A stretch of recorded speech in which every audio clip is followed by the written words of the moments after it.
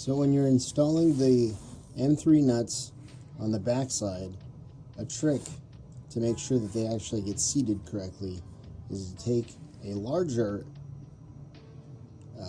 in this case, M4 Allen key and put it on the one side. That way you can just get in there with your M3 on the backside and just drive it in.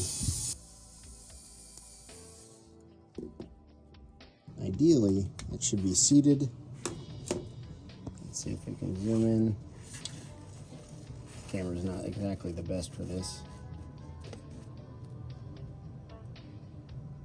But it should be seated in there, so you can just let the screw engages with the threads on the nut. Alright, so we'll do it again on this one. There's our M3 screw. Push it up through the bottom. Going into this hole right here. Alright. We'll take our M4, come up from the top, push down.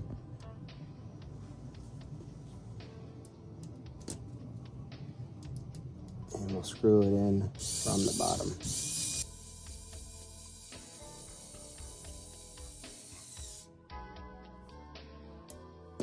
Just snug enough. Go. Should be installed.